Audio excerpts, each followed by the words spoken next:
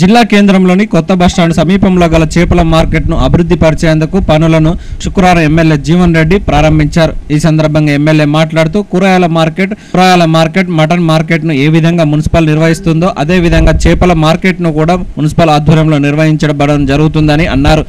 Municipal ఆధ్వర్యంలో నిర్వహించి అభివృద్ధి పరిచి మత్స్యకారులకు సౌకర్యాలు కల్పించేందుకు కృషి చేస్తామని అన్నారు. చేపల మార్కెట్ను మరింత అభివృద్ధి పరిచి అందుబాటులోకి తీసుకొస్తామని పేర్కొన్నారు. ఈ కార్యక్రమంలో బల్దియా చైర్పర్సన్ విజయలక్ష్మి దేవేందర్ రెడ్డిలు, మున్సిపల్ కమిషనర్ సంపత్, కౌన్సిలర్లు తదితరులు పాల్గొన్నారు.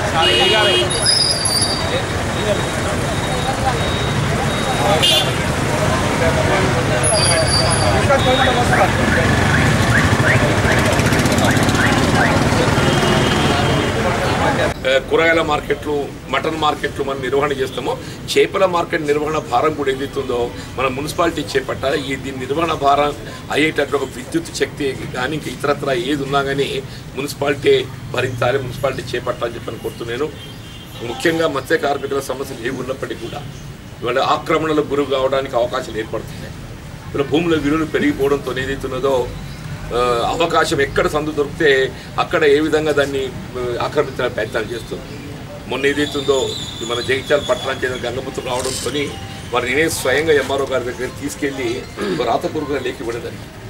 జగిత్యాల మండల పరిధిలో ఉన్నటువంటి చెరువులు అన్నీ కూడా ఎఫ్టీఎల్ ఫుల్ ట్యాంక్ లెవెల్ దాన్ని ఏదైతుందో నిర్ధారణ చేసి బౌండరీ ఫిక్సప్ చేసినట్టయితే ముఖ్యంగా కన్నపల్లి చెరువు కానీ, మూత చెరువు కానీ, లింగం చెరువు కానీ, వెంగం చెరువు కానీ, ముప్పారం చెరువు కానీ ఇవన్నీ జగిత్యాల పట్టణానికి ఆనుకోరు నేను చెప్పంటున్నాను.